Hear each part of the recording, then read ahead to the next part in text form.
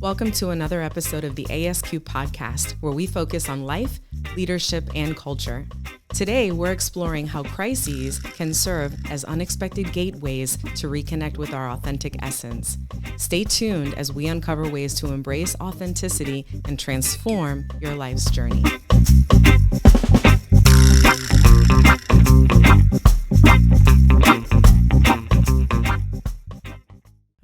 All right. So how are you? I'm good. It's good to be back after a nice little break. Yeah. Right. So it was a break, all right. Yeah, It's been a month. It's been a month. I mean, we caught the bug that everybody's been catching. We got the bug twice. Yeah. So, but other than that, we're here. We're ready to go, and we're just excited. So yeah, I'm definitely excited. Definitely excited. Yes. Yeah. So what are we discussing today? So today we're going to talk about connecting with our authentic essence. Ooh. And how crises sometimes we can detour off that path of staying connected to our authentic essence, or in some cases, some people are not necessarily connected to their authentic essence. Yeah. But in this case, we're talking about how life's disruptions, it's a good way to put it, right? Yeah. Disruptions can throw you off. And sometimes you have to detour. And so that's what we're talking about today. So I wanted to start out by talking about what authentic essence means. Yeah. And this is like something that I've been thinking about and looking into. One of the things that came up when we were pulling this episode together was the legend of Bagger Vance, right? Finding your authentic swing. Right? Yeah. That thing that is yours and yours alone, nothing that can be taught or learned, is something that has to be remembered, right? So I think about that movie because it depicts perfectly, kind of like from a poetic standpoint, that essence of who you are. And that essence is something that it's hard to describe because you have to experience it. But there are ways in which you could begin to dig past the layers of social conditioning, of traumatic events, of crises, which is something that we're going to define in a minute, right? Because a crisis, what it does is that it breaks us open so that we could potentially find that. However, because the essence goes, most of the time, it goes against everything that we have been taught. Right. We feel like we're being dismembered, and we don't want to go through that. Yeah, it's painful. It's painful. Right. It's painful. Yeah. Right. Okay. So when we're talking about a crisis, can you kind of just go in depth in terms of what we're talking about? Because there's different types of crises that we're talking about. Yeah. So, one of the things that happen is that we live in a society in which, and modern society in particular, we have a big emphasis on science, right? And there's nothing wrong with that, because we need that. We need information in order to make more accurate decisions. However, we also fall under the false pretense, right, that this system of thinking trumps the universe. You right? mean the way that society programs us? That Exactly. programmic? Okay, yeah. The programmed part of us. We think that it trumps the universe because we could do all the right things. We could go to school. We could, in essence, do everything that society wanted us to do right. And yet, something happens that breaks us away from that. It could be a disease completely outside of your control. It could be a natural disaster.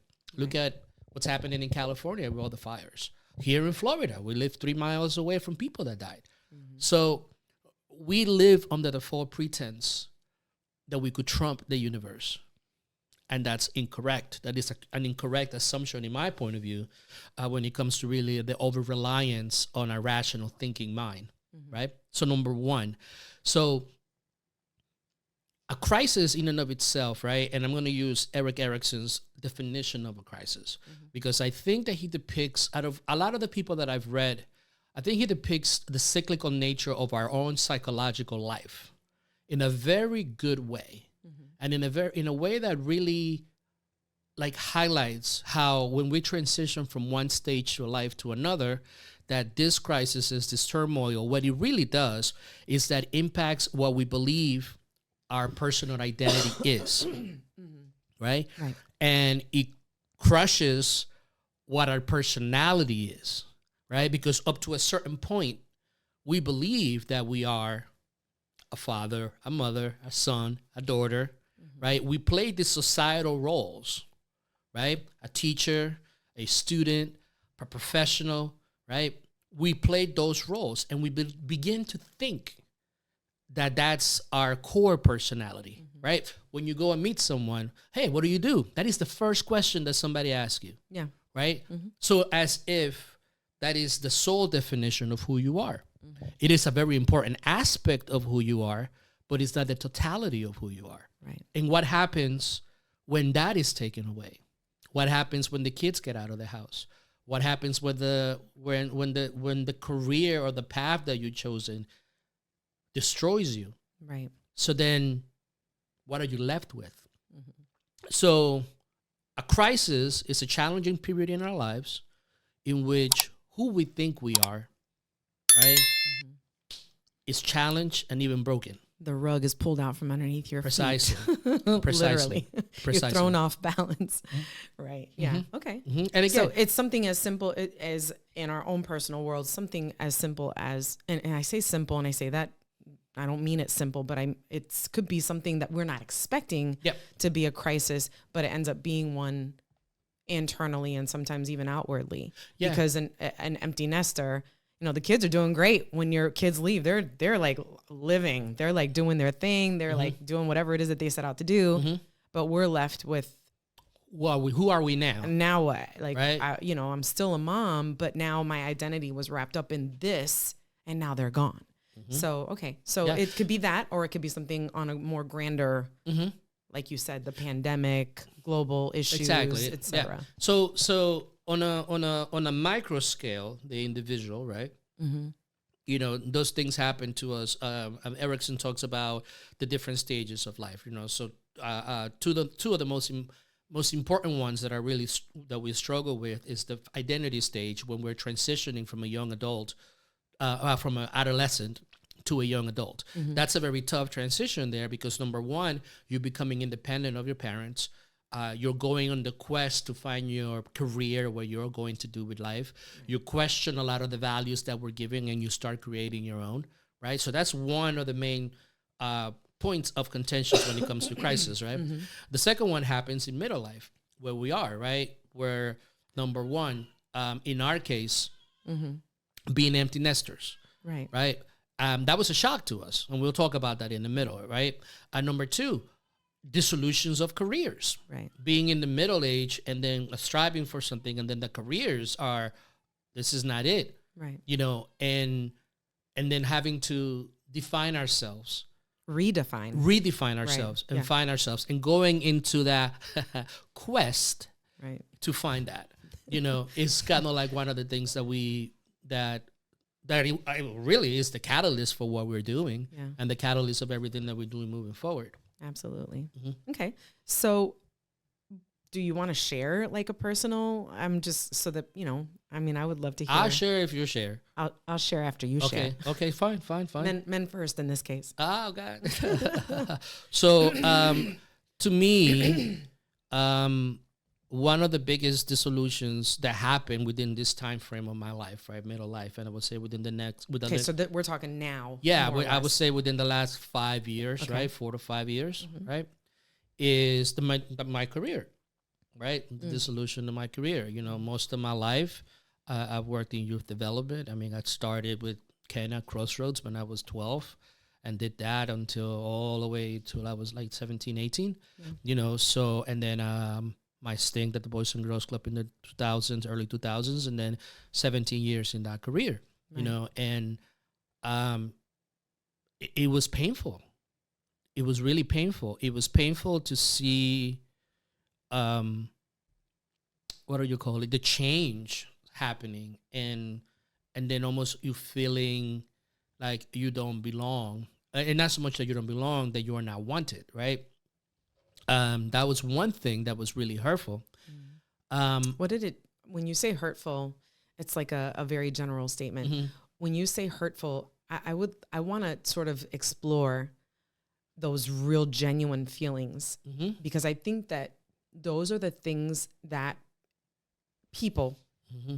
are afraid to express. And Yep. because we're all about, enhancing our, vulnerability and talking about how important that is and being authentic, I think it's important, if you're going to share, Mm-hmm. to say, like, what were those feelings? Because there was, I'm your wife. Yeah. And so I saw those feelings. So I'm asking because I would Uh-huh. like you to share with our So listeners. in the hero's journey, right, there's this thing about going into the abyss, right? Mm-hmm. And it's like, I'm calling, it's the dark pit, right? In which there's just darkness and nothingness there. Like, it is, obviously you cry a lot. Did you cry a lot? Of course I did. I love what I do, what I did. I really did. It was like a love affair to me. Yeah. And just to be disregarded like that, it was hurtful. Mm-hmm. Because I love what I did, and I like to think that I was good at it. People say that I was really good at it. Mm-hmm. And I still see kids that when they see me, they smile. So I think that's a good thing, right? For me. They were affected by Right. your... So having that taken away by, you felt as if you were backstabbed. Number one, it was like everything that you did really didn't matter. Mm-hmm. So you Number felt one. betrayed. So you felt betrayal, and as I always go to that Malcolm X line, like, I could conceive death, but I can't conceive betrayal, right? Particularly when you did a good job, You're so good with those quotes. right? So, it's a place that I could only equate it to the loneliest loneliness that you've ever felt, right? Everybody around you could say whatever they want to say to you. You just say, hey, you're going to be okay. You encourage. But it is a dissolution that goes at the core of who you are. Because if I am not helping young people, and if I'm not guiding and leading in that capacity, mm-hmm. then what am I doing? Right. Right. So that's a prime example. Yes. Just to mm-hmm. thread things together and Exactly. have a cadence here. You're saying that you identified yes with that. Yeah. And that was a deep connection for you. Mm-hmm. And so when this disruption came up, Mm-hmm. now we're going into the feelings that you were... I just want to make sure that Yeah. we're connecting that, because I think that that's a perfect example of that was your identity. It's true. It was, like you said, it was a love affair. It was like everything for you. It almost cost our marriage, Yeah. right? Because I At was some so points, yeah. passionate and so dedicated about it. And Can't I get rid of me studied that it. easily, but it was close. Yeah, and that right there was it's a darkness, it's a pit, Mm-hmm. and because now where do you start realizing who you are, right? Like, who am I? And then coupled with that, you get the sense of failure and the sense of frustration, and you take actions from an anger point of view, which exacerbate the situation and makes it worse, right? So it's almost as if, obviously, you just feel lost.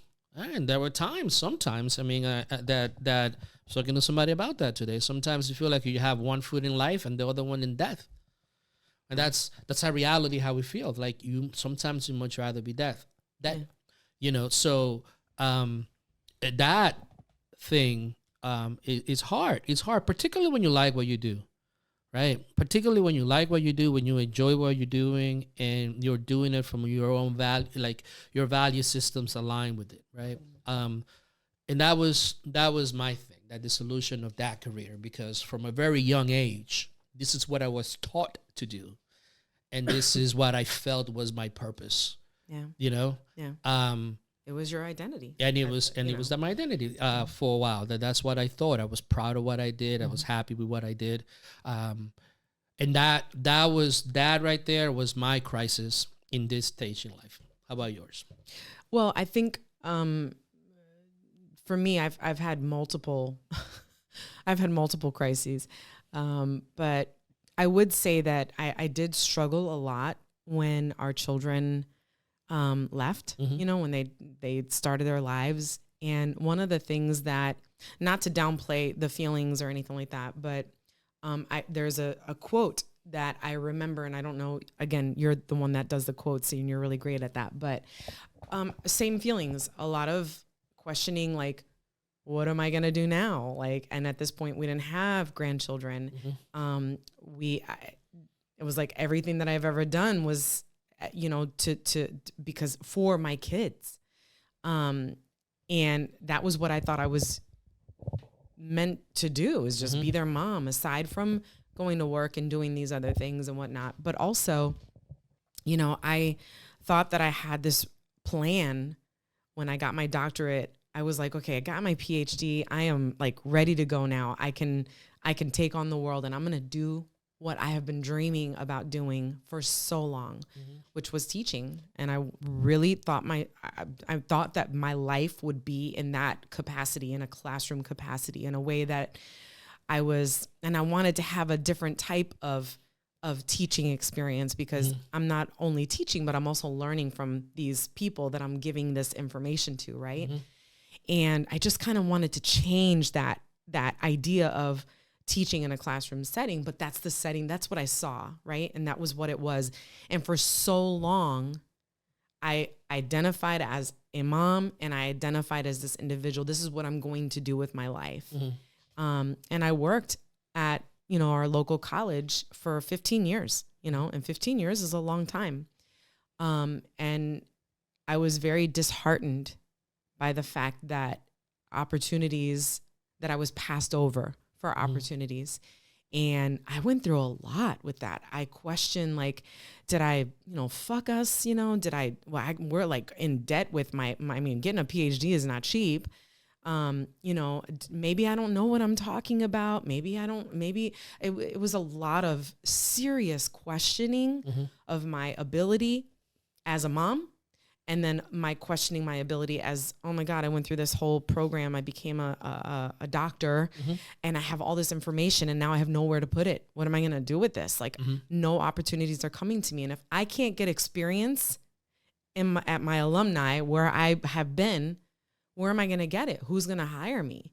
And unfortunately for the college, that didn't work out for me. And so I've moved on from that. And I'm no longer in that environment, but I've also, and I still struggle with that. I'm still trying to, but that was my identity.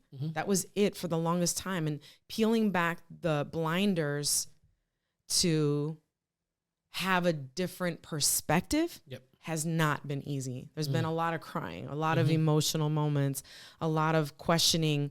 Like you said, one foot in life and 1 foot in death, and like thinking, like, what am I doing? What's my purpose? What am I doing? If I'm not a mom anymore, and I'm not needed in that capacity, okay, then I'm just a wife. And if I'm not teaching and doing what I've always dreamed that I was going to do in love, and that I just pictured myself, that was like, I was trying to manifest this into my life. Yeah.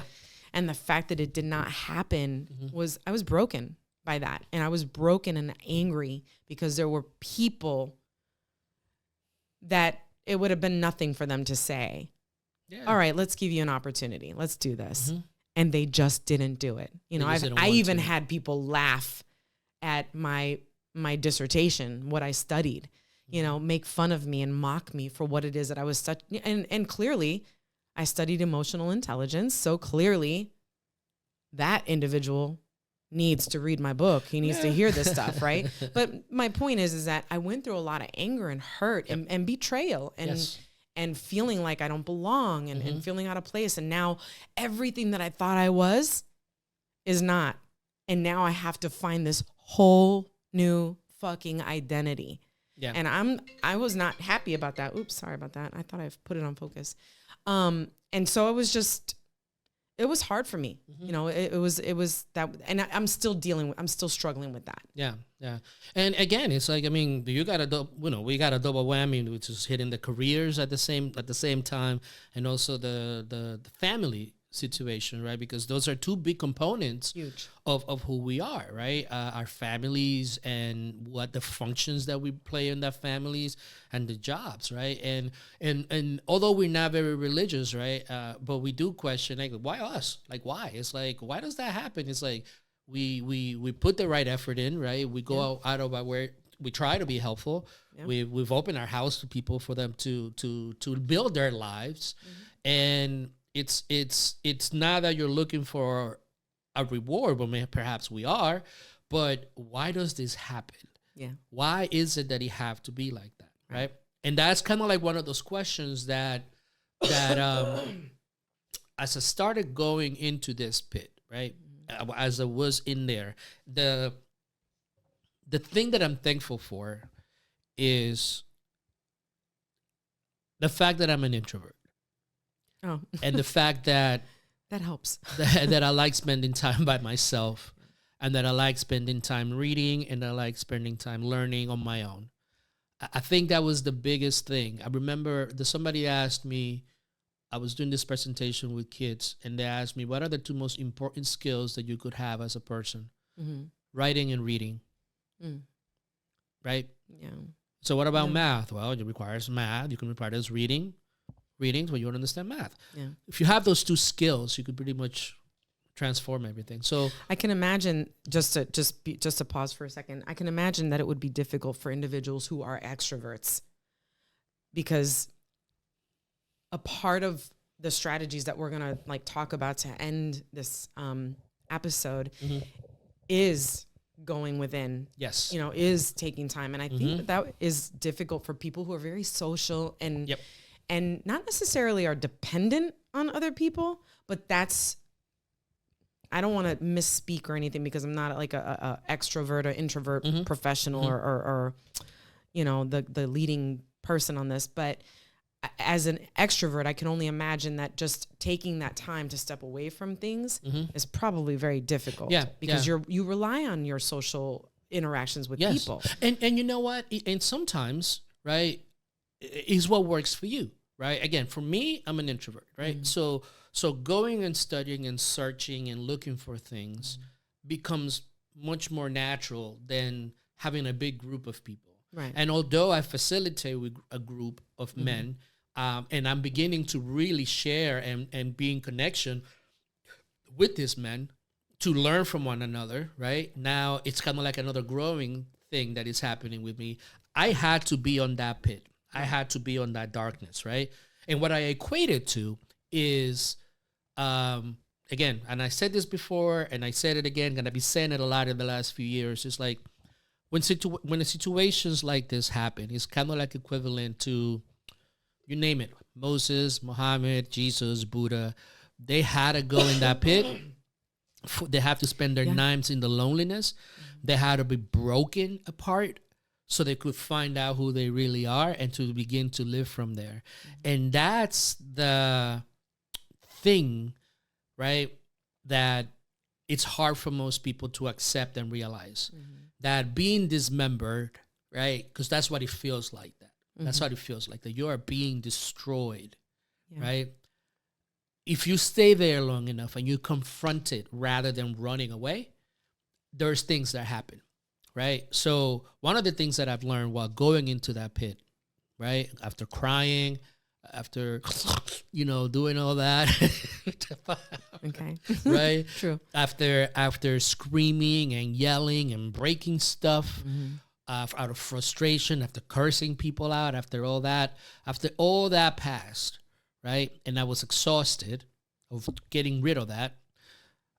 I started reading about different things. And one of the things that I read that came boom into my mind is, I think it's nothing that happens to men is negative, right? So everything that happens to us, it's not that it's negative, right? Because the universe is impartial, right? It's what we find within those situations that reveal more about us and our connection to the universe, right? So when we get to this topic of your authentic essence, right? it's about understanding the micro connection to the macro, right? Your relationship to the universe in your particular time and place, right? So what is that essence? Explain. All right. So one of the tools that I'm going to be sharing in this workbooks that we're going to be putting out in a couple of weeks, right, is this idea of projection, right? Projection is a concept Carl Jung and Freud kind of like worked on that concept, because a lot of the things that we see in our lives, right, good or bad, is projections of our subconscious that's inside of us individually, right? So when you see something negative and you see aspects of someone that are negative, those are aspects that are in you, because you cannot recognize something that is outside of you. You recognize the things that are inside of you. You see it in other people. It's a hard lesson to accept. It is. Right? Yeah, because it is. we don't want to accept that there's darkness in us. Right? That is an aspect of who we are. Right? We have to be aware of that darkness. But on the flip side of that, right, is when you look at your pet or you look at something that you love, what feelings come to mind? Right? You start seeing like beautiful characteristics in them, right? That you like, but you will never think about it because it is so deep inside of you that you don't recognize the beauty of you as you project it on something that you love. Interesting. Right? So that's one of the techniques that I've learned. Yeah, it's an interesting dichotomy. As going to that, because again, we are dealing with something a little bit more deeper than superficial, right? For instance, values. Values are important. But when you set goals without values, it's kind of like a recipe for disaster, right? But your values could be skewed by your social conditioning, right? So what's your why, right? Most people say, I want to be rich. Yeah. Why? Why? Why do you want to be a millionaire? Why? Most people will say, oh, because I want to be free. I don't want people telling me what to do. That's an excellent answer. That's a why. That's a why. It's an important why, to be free, right? Other people is because I want to be noticed. I want to be recognized, right? That's your why. But your essence goes a little deeper than that, right? Your essence goes as to the qualities, your natural qualities that are a reflection of the universe, right? Those are the things. So for me, right, I've learned that I'm a very loving, agreeable person. I love to give. I'm just kidding. For those that are listening, I'm like, You know, I'm very loving, I'm very welcoming, I'm very agreeable, right? When I'm focused, I'm like laser focused, right? So I'm like the honey badger, like when I'm focused on something, right? But I'm also very I think things through. So before I do something, I'm kind of like looking at it a little bit and then I do it, right? So those are all things that you have to start looking at and for just a little projection exercise as you go around, walking around in your daily life. Look at the things that captivate you and look at the things that, push you away, so that you could start recognizing the dual aspect of you, right? So, and once you begin to kind of like catalog those things and begin to really recognize these things, then you start seeing the essence of what you are, right? And then you begin to live your values, create your values based on that.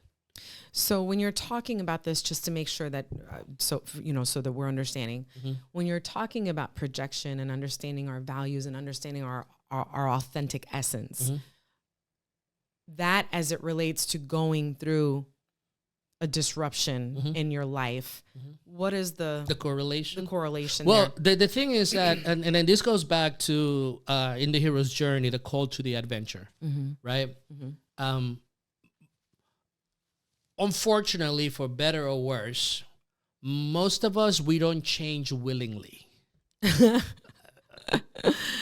That's true. Right?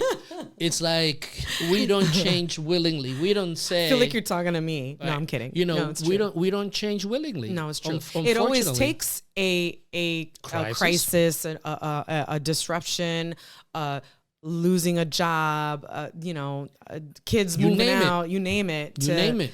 For us to be confronted with this, holy shit, now I got to face this uncertainty in my life. Yes. And how do I do that? Yes. Which is what you're talking about with this projection and understanding our authentic essence and connecting to that authentic essence. Yes. Our subconscious, Correct. our values. Correct. Right? Correct. Okay. So again, most of us don't change willingly. Right. Right? Life has a way of shock us out of the reality of what we need to be, right? I'm just thinking about when I was at the college, we used to have this belt that we used to tie on people when they could practice shooting in this machine. And that thing, I put it on, and I don't remember who it was that did it, but I missed the shot and it jolted me. Yeah. So anyway, sorry. Yeah. Totally off the subject. Again, when you start thinking about that, right, it's these opportunities in life, right, that sometimes we could choose when we become more aware. Right. Right. But unfortunately, most of the times we don't. And in that thing is what Joseph Campbell refers to as the call to the adventure. Right. And you could do two things. You could answer that call and go on a quest to discover that essence, or you could ignore it. And but it reappears. It's not going to go away. Right. That's it's the not important thing to remember. Either face it or just know that shit's coming back. Yeah. And what happens is it's that there is, once you hit that, right? Once you hit that, there's something that constantly is calling you for that, to express it in whatever ways you are supposed to express it, right? Because my way is not going to be anybody else's way, right? So you got to find that. And then the interesting thing is that, one of the things that I found in that pit is what my nature is, right? My nature is to be able to guide, to share, right? Not to tell, but that's one of the things that I discovered in that.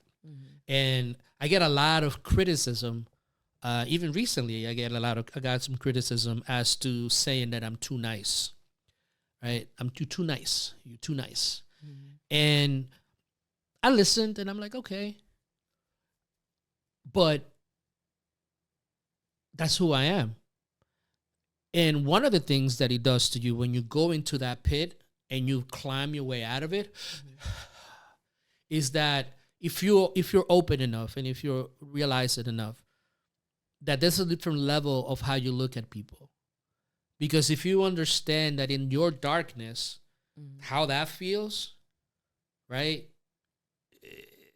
Other people are going through it too. You can have empathy. It helps you to develop empathy. And I know people can watch episodes about the hero's journey, and we've talked about these things in the past. But that's one thing that a lot of people think they have because they're compassionate. Totally different. No. When you're like, I'm experiencing that, or I've been experiencing it over the last couple of months, right? That being in that dark pit and being alone. Yeah. Because even though I have you here as my support system, because I'm also an introvert, believe it or not, I know I'm so much fun, but come on, I'm an introvert. I think that no matter what, you have to go into that pit. Yes. Alone. Yes. And you have to deal with those, I don't want to say demons, but you have to deal with those things, those forces, and those you have to confront all of the uncertainties and all the things that don't feel comfortable. Yes. And it really, for me, and it's such a raw experience right now for me because I'm dealing with that, because I just went through this, I would define it similarly to how you defined it. It was a love affair that I had with the college, and to just be dismissed like I was nothing after giving so much and putting so much effort into doing all the things that I did was hurtful. Yep. And it made me question my essence. It made me question who I am. What am I, what am I doing? I don't belong here. I just wish I was dead, blah, blah, blah. No, I'm not suicidal. But I thought about those things. Of course. I mean, I think it's natural to think about those things. Absolutely. And even though I had somebody there, I have you, and you've gone through this. I always say jokingly, so our viewers and our listeners can hear this. I feel like I'm behind, and you've already gone through all this, which is kind of a good thing because I can lean on you to say, what is going on with me? This is not like something is wrong. And you can be like, oh, I know exactly what you're going through. So it's like like having you read Derek Jensen, right? Oh my God. That was a life changer for me, Derek Jensen's book. But that's another episode. But yeah. I just feel like once you're able to do that, go into that pit, you do look at other people differently to go back to what you were saying. Yep. And that understanding, not saying, everything's going to get better. No. Don't worry, things will be fine, which most people say to me, which is annoying. Yeah. I appreciate it, but that's not empathy. No. Empathy is saying, I feel you. And standing beside you rather than in front of you. I feel you. Yep. I got you. I understand 100%. And that is it. Yeah. It's such a simple thing to do, but it's something that is we're so disconnected from that. Yeah. But when you go through it, you're right. You can see, and you know that there are other people, and you do have sort of a way of looking at people and trying to Today I was driving to an appointment and this guy that was in front of me was laying it on the horn to the guy in front of him, and the guy in front of him, I could see it because it was like a big truck, stuck his hand out and he stuck up his middle finger and this and that and whatever. And then we're going back and forth and whatever. And there was a lady on this side and she's just like, my God, whatever. And a lot of me was like, wanting to immediately be like, these guys are idiots. Like, what is going on? Blah, blah, blah. And all I could think was, what is going on with this dude here that he's got to lay it on the horn and act like an asshole? And then the guy in front of him has got to respond like an asshole. And this lady over here is just like, what is going on? I mean, for a moment, I thought about that. And it's something so simple, but I thought about that. I was like, I didn't react. I just thought it through. Yeah. Normally I react, you know me. Yeah. Oh, you'd say I got road rage. So anyway. So the idea behind it, right, is it's this at the core, it is answering that forever question that's been plaguing philosophers, religions, and anybody that has the capability of free will to think, who am I? Right? Because if I am not my career, if I am not the function that I play in society, if I am not the function that I play in my family, right? If I'm not any of those things and I'm here, what am I? Yeah. Right? So that right there is the question, right, that everybody has tried to answer. To many different, I'm sorry, that is the question that a lot of people have given many answers. Here's 5 steps for this. There's 10 steps for this. There's 7 steps for this. And it's very hard, but it's a very simple thing, right? And I'm going to quote Morpheus from The Matrix. I could only show you the door. You're the one that has to walk through it. Because like you said, unless you go there and you experience it and you come out, it will never be all your experience. It will be always somebody else's. Yeah. Right? And then when you're there, then you could see the truthness of who you are. Right? And then you could come back and operate from there. Yeah. And that's what we're going to talk about. From now on, this is really what we're going to talk about. Yeah. I think there are a lot of, there's a space for that. A lot of people are dealing with, who am I? Mm-hmm. A lot of people are dealing with that. And at the core of all of our authentic essence is trying to discover what that is or who we are. Yeah. And I'm going to end up with this quote and another quote. And I say end on this quote. You've had so many quotes this episode. It's been so good. I'm very excited about this quote, this episode, right? Because it's one of the core of really what a soul's quest is about. Okay. Excuse me. Because the soul's quest is really about finding that authentic essence of you, right? Living from there, leading from there, and impacting the world around you from that essence. And what is that essence? Very simply put, we are a way for the universe to know itself. I'm going to leave it at that. My God. Boom.